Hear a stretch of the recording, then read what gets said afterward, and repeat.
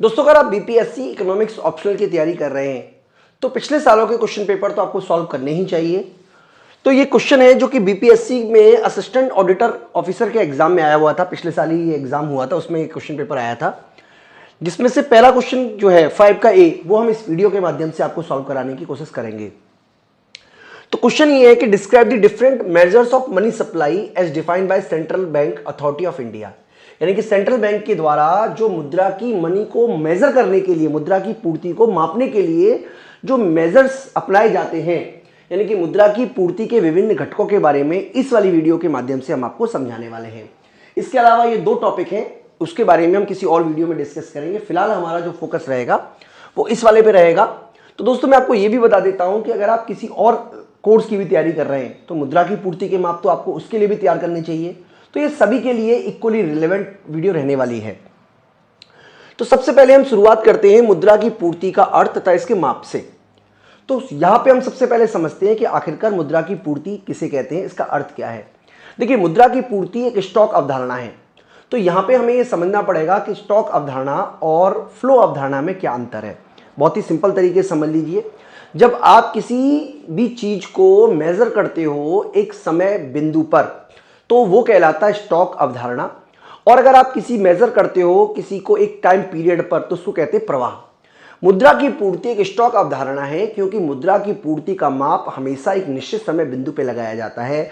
इसका मतलब ये हुआ कि जैसे आज तारीख मान लीजिए है 5 दिसंबर, तो 5 दिसंबर को किसके पास कितनी मुद्रा है, यानी कि बैंकों के पास कितनी मुद्रा है, वो कहलाता है मुद्रा की पूर्ति। यानी कि मुद्रा की पूर्ति को मापने के लिए हमेशा एक टाइम पीरियड को ही लिया जाता है।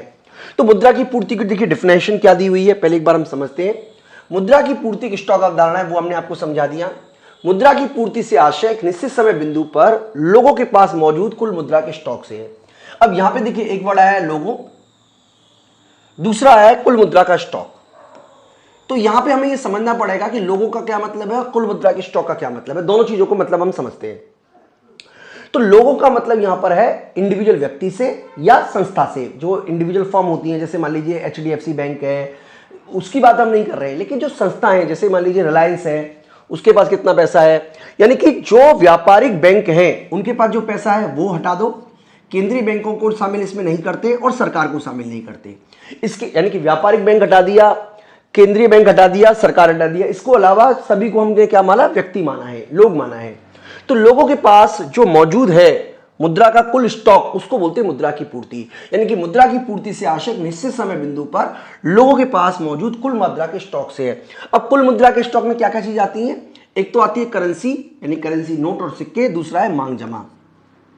यानी कि हम ये कह सकते हैं कि किसी व्यक्ति या संस्था के पास एक निश्चित समय बिंदु पर जो कुल मुद्रा है, कुल मुद्रा का मतलब करेंसी नोट के रूप में जो पैसा मौजूद है और मांग जमा के रूप में जो पैसा मौजूद है, उसको हम बोलते हैं मुद्रा की पूर्ति। दोस्तों मैं आपको मांग जमा की डेफिनेशन दे देता हूं। मांग जमा वो है जो कि चेकेबल डिपॉजिट होती है। जमा करता है इसको चेक के माध्यम से जब चाहे तब निकाल सकता है। जहां आप चेक के माध्यम से नहीं निकालना चाहते तो एटीएम के माध्यम से निकाल लीजिए, यूपीआई के माध्यम से निकाल लीजिए। यानी कि इसके अंदर निकालने की फैसिलिटीज होती है, जब चाहे तब आप उसे निकाल सकते हो। इसको बोलते हैं मांग जमा। यानी कि मुद्रा की आपूर्ति का मतलब होता है करेंसी नोट और मांग जमा, जो कि एक निश्चित समय बिंदु में लोगों के पास मौजूद है। अब देखिए, मांग जमा तो केंद्रीय बैंक, व्यापारिक बैंकों के पास जमा होती है, उसको मुद्रा की आपूर्ति में शामिल करते हैं। मुद्रा की आपूर्ति में क्या शामिल नहीं करते, जो व्यापारिक बैंकों के पास रिजर्व पैसा रखा होता है उसको शामिल नहीं करते। लेकिन लोगों का पैसा जो व्यापारिक बैंकों के पास मांग जमा में मौजूद है उसे शामिल करते हैं, क्योंकि वो तो लोगों का पैसा है। तो मुद्रा की पूर्ति में निम्नलिखित को शामिल नहीं करते। किस किस को शामिल नहीं करते, व्यापारिक बैंकों के पास अगर कोई रिजर्व पड़ा है, कैश रिजर्व पड़ा हुआ है करेंसी के रूप में, उसको शामिल नहीं करते। सरकार के पास कोई ट्रेजरी बिल में पैसा पड़ा हुआ है या केंद्रीय बैंक के पास व्यापारिक बैंकों का रिजर्व रखा हुआ है, उसको भी शामिल नहीं करते। और अगर कोई गोल्ड रिजर्व है केंद्रीय बैंक के पास, उसको भी शामिल नहीं करते। तो सिंपल शब्दों में कहा जाए तो मुद्रा की आपूर्ति के अंदर मुद्रा की आपूर्ति या पूर्ति, ये क्या है, एक स्टॉक अवधारणा है।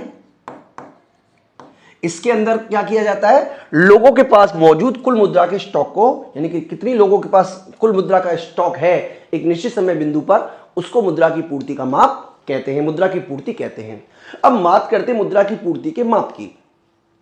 तो दोस्तों मुद्रा की पूर्ति के माप के लिए वर्तमान तक, यानी कि अभी तक जब हम अब ये वीडियो बना रहे हैं तब तक 3 वर्किंग ग्रुप की स्थापना हो चुकी है, जिसमें से पहला वर्किंग ग्रुप की स्थापना तो हुई थी 1961 में। 1961 में ये वर्किंग ग्रुप की स्थापना हुई। हम इसकी रिकमेंडेशन आपको नहीं पढ़ा रहे, अब इसकी कोई जरूरत भी नहीं है आपको पढ़ने की। और 1977 में जो मतलब एक तरीके से जो वर्किंग ग्रुप बैठा था, सेकंड वर्किंग ग्रुप, वो कहलाता है हमारा मुद्रा की पूर्ति का सेकंड वर्किंग ग्रुप। इसकी रिकमेंडेशन के बारे में हम बात करेंगे। तो देखिए, द्वितीय जो सेकंड वर्किंग ग्रुप है, द्वितीय कार्य समूह जिसे आप बोल रहे हो, उसने अपनी रिकमेंडेशन दी और अपनी रिकमेंडेशन के बेस पर उन्होंने बताया 4 मुद्रा की पूर्ति के मेजर बनाए, M1, M2, M3, M4।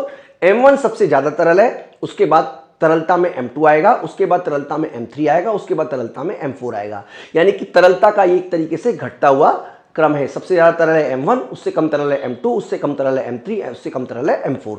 इस तरीके से मुद्रा की पूर्ति के उन्होंने 4 मेजर बनाए और इन 4 मेजरों के बेस पर उन्होंने मुद्रा की पूर्ति को मेजर करने का काम किया। तो इसके अंदर कौन कौन सी चीजें आती हैं, ये है अब हमारे लिए एक तरीके से इनरिलेवेंट है, आपको ये समझाए रहे, लेकिन अगर आप एग्जाम पॉइंट ऑफ व्यू से इसको नहीं भी लिखोगे तो भी चलेगा, लेकिन आपको पढ़ना जरूरी है, ये मैं आपको पहले से बता रहा हूं। मुद्रा की पूर्ति का जो M1 और M2 है, इसको बोलते हैं संकीर्ण मुद्रा का माप, narrow measurement of money supply, इन दोनों को। और इसको बोलते हैं broad measure of money supply, यानी कि ये नैरो मनी है, वो ब्रॉड मनी है। तो M1 को में क्या क्या आता है, M1 में 3 चीजें आती है। सी का मतलब है currency held by the public, जनता के पास करेंसी जिसके में नोट और सिक्के दोनों ही शामिल हैं।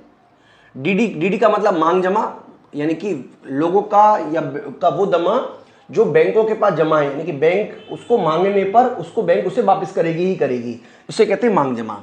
लेकिन इसके अंदर बैंकों के आंतरिक दावे शामिल नहीं किए जाते, यानी कि मेरा HDFC के अकाउंट में जो पैसा पड़ा है वो तो इसमें शामिल किया जाएगा, लेकिन अगर HDFC को ICICI बैंक से कोई पैसा चाहिए या ICICI बैंक को PNB बैंक से कोई पैसा चाहिए, इंटरनल बैंकिंग जो एक तरीके से दावे हैं वो इसमें शामिल नहीं होते। केवल और केवल इंडिविजुअल व्यक्ति का, यानी कि मेरा दावा HDFC बैंक पर कितना है वो तो इसमें शामिल होगा, लेकिन HDFC बैंक का दावा ICICI बैंक पर, PNB बैंक पर कितना है वो इसमें शामिल नहीं होता। यानी कि इसके अंदर क्या क्या चीज आती है, जनता के पास करेंसी, दूसरा मांग जमा, तीसरा केंद्रीय बैंक के पास अन्य जमा। केंद्रीय बैंक के पास अन्य जमा में क्या क्या चीज शामिल होती है एक बार आप यहां देख लीजिए। सबसे पहला आता है सार्वजनिक वित्तीय संस्थाओं की जमा, यानी कि अगर कोई सार्वजनिक वित्तीय संस्था है उसने अगर केंद्रीय बैंक के पास कोई पैसा जमा किया है तो उसके अन्य जमा में आ जाएगा। अंतर्राष्ट्रीय संस्थाओं का कोई पैसा जमा है या विदेशी सरकार का कोई पैसा जमा है तो वो कहलाएगा केंद्रीय बैंक के पास अन्य जमा। ये 3 चीजें जो है वो केंद्रीय बैंक के पास अन्य जमा में आती हैं। और अगर आप मान लीजिए कोई MCQ क्वेश्चन बेस्ड आपको एग्जाम की तैयारी कर रहे हो तो इस तरीके की चीजें आपसे पूछ सकता है कि अन्य जमा में कौन सी चीज नहीं आती है, तो आप सबके लिए तैयार होकर जाइएगा मेंटली और इमोशनली। इसके अलावा M2 जो है उसके अंदर क्या आता है, इसमें पोस्ट ऑफिस। देखिए होता यह है कि भारत में बचत करने का एक तरीका है पोस्ट ऑफिस। पोस्ट ऑफिस यानी कि पोस्ट ऑफिस आप जानते ही होंगे, डाक खाता, पोस्ट ऑफिस। तो पोस्ट ऑफिस भी एक तरीके से बैंकिंग सुविधाएं देता है, लेकिन पूरी तरीके से बैंकिंग नहीं है, क्योंकि जो पोस्ट ऑफिस है वो केवल जमा स्वीकार करने का काम करता है, केवल जमा स्वीकार करने का काम करता है।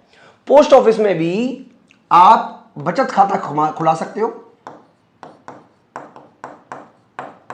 यानी कि अगर पोस्ट ऑफिस के बचत खाते में कोई पैसा जमा है तो वो भी निकाला जा सकता है। हालांकि उसके लिए चेक नहीं होता, उसके लिए फॉर्म भरना पड़ता है पैसा निकालने के लिए, लेकिन पैसा निकाला जा सकता है। तो पोस्ट ऑफिस के बचत खातों में जो पैसा जमा है उसको भी M1 के साथ जोड़ दोगे तो वो कहलाएगा M2, यानी कि ये भी आपको तरलता है। लेकिन तरलता इसके अंदर कम क्यों है, M2 से कम क्यों है, क्योंकि पोस्ट ऑफिस में जाने के आपको पैसा निकालना पड़ेगा, जबकि बैंक के थ्रू आप मनी ट्रांसफर भी बिना बैंक जाए भी कर सकते हो। ये जो है ये M1 और M2 को एक तरीके से नैरो मनी है। M3 की बात करें तो M3 के अंदर क्या आएगा, M1 तो आएगा ही आएगा, यानी कि ये 3 चीजें तो आएंगी ही आएंगी, जिसमें करेंसी आएगी, मांग जमा आएगी और अदर डिपॉजिट आएगी। साथ ही साथ इसके अंदर आती है सावधि जमा। सावधि जमा वो होती है जिसको आप चेक के माध्यम से नहीं निकाल सकते, यानी कि एक तरीके से टर्म डिपॉजिट होती है, 2 साल 3 साल 1 साल 5 साल के लिए डिपॉजिट कर दी जाती है। जमाकर्ता निकाल सकता है, पहले भी निकाल सकता है, लेकिन इस पर अगर वो पहले निकालता है तो आमतौर पर उसको इंटरेस्ट का लॉस होता है और इसलिए आमतौर पर ये फिक्स टाइम पीरियड के लिए ही मानी जाती है। बात करें अगर M4 की, तो M4 के अंदर M3 आता है और डाक खानों में कुल जमा राशि आती है, यानी कि जितने भी डिपॉजिट आते हैं, चाहे वो बचत खाते का हो, चाहे वो सावधि खाते का हो, वो सब का सब आता है। लेकिन इसके अंदर NSC को शामिल नहीं करते बच्चों। NSC के बारे दोस्तों NSC के बारे में मैं आपको बता देता हूं। NSC एक तरीके से निश्चित समय के लिए, निश्चित समय यानी कि आमतौर पर ये 5 वर्ष का अभी फिलहाल चल रहा है, 5 वर्ष के लिए होती है, जिसमें सरकार के पास एक तरीके से सरकार द्वारा जनता से ऋण लेने का तरीका है। इसके अंतर्गत हम क्या करते हैं, मान लीजिए हमने 1 लाख रुपए की NSC की, तो एक तरीके का सरकार ने हमें लोन दे दिया है या सरकार को हमने लोन दे दिया है। 5 वर्ष की पूरी होने के पश्चात आपको इंटरेस्ट के साथ पैसा मिलेगा। अगर आप NSC कराते हो तो इनकम टैक्स सेक्शन 80C के तहत आपको 1.5 लाख रुपए तक की जो छूट मिलती है वो NSC के माध्यम से मिलेगी। आपको यह भी याद रखना है कि 5 वर्ष के पश्चात जो भी अमाउंट आपको मिलेगा, हर वर्ष आपको कुछ ना कुछ पैसा मिलता है, यानी कि जो भी इंटरेस्ट अमाउंट आपको मिल रहा है वो टैक्सेबल इनकम में शामिल होता है। तो ये तो थोड़ी सी बात मैंने आपको बता दी। फिलहाल हम आपको बात करते हैं कि जो तीसरा वर्किंग ग्रुप बना, यानी कि जो ये तो 2 वर्किंग ग्रुप हो गए, तीसरा वर्किंग ग्रुप बना, उसकी रिकमेंडेशन क्या थी। और अगर आप बीपीएससी की तैयारी कर रहे हैं तो आपको एग्जाम पॉइंट ऑफ व्यू से ये रिकमेंडेशन, जो नई मौद्रिक नीति की रिकमेंडेशन है, वो एग्जाम में लिखनी चाहिए, क्योंकि ये क्वेश्चन जो है बीपीएससी में वो 10 मार्क्स का आया था और 10 मार्क्स का मतलब है 1 पेज में लिखना है। क्योंकि अगर क्वेश्चन मान लीजिए 300 नंबर का पेपर आया तो 30 पेज लिख पाओगे 3 घंटे में, और कितना पेज लिख पाओगे। तो आप ये समझ लीजिए कि 10 मार्क्स का मतलब 1 पेज, और 1 पेज में आपको क्या लिखना है, ये नई रिकमेंडेशन है वो लिखनी है एग्जाम पॉइंट ऑफ व्यू से। तो न्यू रिकमेंडेशन क्या है, एक बार आप यहां से देखिए, मैं आपको यहां से पढ़ के बता देता हूं कि आरबीआई द्वारा मुद्रा को मापने के लिए 1998 में वाईवी रेड्डी की कमेटी बैठी। आरबीआई ने उनको कहा कि भाई आप नई मुद्रा को मेजरमेंट कैसे करोगे, उसको आप रिपोर्ट तैयार करो। उन्होंने अपनी रिकमेंडेशन दी और रिकमेंडेशन के आधार पर उन्होंने 4 मॉनेटरी एग्रीगेट्स और 3 लिक्विडिटी एग्रीगेट्स को बताया। मॉनेटरी एग्रीगेट को बनाते समय 2 डिफरेंसेस जो थे, जो 1977 के मनी सप्लाई में और नई जो मनी सप्लाई हुई है उसमें 2 बेसिक डिफरेंस देखने को मिलते हैं। पहला तो ये कि पोस्ट ऑफिस के अंदर जो पैसा हम डिपॉजिट करते हैं उसको मनी सप्लाई का पार्ट माना था 1977, जो सेकंड वर्किंग ग्रुप है। लेकिन इस वाले वर्किंग ग्रुप ने जो भी पैसा आप पोस्ट ऑफिस में जमा करते हो उसको किसी भी तरीके से मनी सप्लाई का पार्ट नहीं माना, यानी कि पोस्ट ऑफिस डिपॉजिट को मनी सप्लाई का पार्ट नहीं माना गया है। एक बात तो आपको यह याद रखनी चाहिए। दूसरी बात ये याद रखनी चाहिए कि जो पुरानी कमेटी थी उसने मॉनेटरी एग्रीगेट्स और लिक्विडिटी एग्रीगेट्स को एक साथ रखा, यानी कि जो सबसे ज्यादा लिक्विड है वो M1 हुआ, उससे कम लिक्विड को M2 कहा, उससे कम लिक्विड को M3 कहा। लेकिन जो न्यू मॉनेटरी एग्रीगेट्स है उसमें लिक्विडिटी एग्रीगेट्स और मॉनेटरी एग्रीगेट्स बिल्कुल अलग अलग है। 4 मॉनेटरी एग्रीगेट्स है और 3 लिक्विडिटी एग्रीगेट्स है, और इन सब के बारे में मैं आपसे डिस्कस करूंगा कि कौन कौन से एग्रीगेट्स हमने बनाए। तो सबसे पहले NM0 की बात करते हैं। NM0 रिजर्व मनी है। रिजर्व मनी का मतलब ये हुआ कि हार्ड कोर मनी है, जो कि लोगों के पास हार्ड करेंसी के रूप में है, या बैंकों के पास हार्ड करेंसी के रूप में है, या रिजर्व बैंक के पास हार्ड करेंसी के रूप में, मतलब करेंसी के रूप में मौजूद है। यानी कि किसी भी तरीके का डिमांड डिपॉजिट नहीं है, किसी भी तरीके का मनी क्रिएशन नहीं है। ये वो पैसा है जो आरबीआई के द्वारा या किसी और संस्था के द्वारा हार्ड कोर कैश में रूप में जारी किया गया है। यानी कि इसके अंदर में क्या आएगा, चलन में मुद्रा, यानी कि जो पैसा चलन में है। दूसरा, बैंकों के पास जो रिजर्व में पैसा है वो वाला, और तीसरा रिजर्व बैंक के पास अन्य जमा। तीनों के बारे में मैं आपको ऑलरेडी डिफाइन कर चुका हूं, एक बार आप चाहें तो आप दोबारा सुन लीजिए। बैंकों के पास, रिजर्व बैंक के पास जमा का मतलब है कि जो व्यापारिक बैंक हैं जब वो उधार देती हैं किसी और बैंक, किसी और को, तो कुछ पैसा वो रिजर्व रख लेती हैं अपने पास एक्स्ट्रा रिजर्व के रूप में, वो ये वाला पैसा है। केंद्रीय बैंक के पास अन्य जमाओं में ऊपर हमने ऑलरेडी डिटेल करा दिया, आप चाहो तो एक बार पुरानी दोबारा से देख लेना। और चलन में मुद्रा का मतलब जो पैसा सर्कुलेशन में है। तीनों को मिलाकर कहा गया NM0, और एक तरीके से मॉनेटरी बेस है। NM1 जो है, NM1 न्यू मॉनिटरी एग्रीगेट्स 1, ये बिल्कुल वही है जो पुराने वाला M1 था हमारा, ये सेम है। इसके अंदर वही चीजें आएंगी, तीन चीजें, C plus DD plus OD, वही तीन चीजें आएंगी। यानी कि जनता के पास करेंसी C हो गया, बैंकों के पास मांग जमा और रिजर्व बैंक के पास अन्य जमा, यानी कि C plus DD plus OD। जो चेंजेस शुरू होता है वो M2 से शुरू होता है, यानी कि अब M2 को पूरी तरीके से खत्म कर दिया गया। अब नया जो एग्रीगेट आया है NM2, उसमें अलग चीज को शामिल किया गया है। इसके अंदर क्या क्या चीज आती है, इसके अंदर NM1 आ गया। NM1 का मतलब ये तीन जो है, C plus DD plus OD, ये तो तीनों के तीनों आ ही गए। जनता के पास करेंसी, बैंकों में मांग जमा और रिजर्व बैंक के पास अन्य जमा, ये तो हमारे पास आ ही गए। ठीक है जी। इसके अलावा क्या क्या चीज आएंगी, बैंकों के पास बचत खाते में जमा राशियों में काल दायित्व का भाग, यानी कि जो टाइम डिपॉजिट का भाग है वो भी इसके अंदर आ गया। अच्छा, ये NM2 का था, मतलब मांग जमा में, हाँ ठीक है ना, ठीक तो है। काल जमा का, काल दायित्व यानी कि जो टाइम डिपॉजिट का हिस्सा है मांग जमा में, देखिए मैं दोबारा बता दूं, बैंकों के पास बचत खाते की जमा राशियों में, यानी कि बचत खाते में कुछ पैसा होता है जो लंबे समय तक टिका रहता है, वो वाला इसमें आ गया, यानी कि बचत खाते की जमा हो गई एक तरीके से। बैंकों द्वारा जारी किए गए जमा प्रमाण पत्र, यानी कि जो बैंकों द्वारा जमा प्रमाण पत्र जारी किए जा रहे हैं वो इसके अंदर आ गया। सावधि जमा राशि जिसकी अवधि 1 वर्ष तक की हो, यानी कि 1 वर्ष से कम की अवधि के जितने भी इक्विपमेंट है, 1 वर्ष की अवधि से कम, 1 वर्ष की अवधि से कौन कौन से कम है, यानी कि अगर कोई टाइम डिपॉजिट 1 वर्ष से कम की अवधि का हो, या कोई जमा प्रमाण पत्र किया गया हो, या बचत खाते में कोई टाइम लायबिलिटी हो, ये तीनों को जोड़ दिया गया है। और इसके अंदर जो नहीं आता वो आता है foreign currency non residential account में जो पैसा जमा है वो इसके अंदर नहीं आता, यानी कि इसके अंदर विदेशी मुद्रा अनिवासी खाता।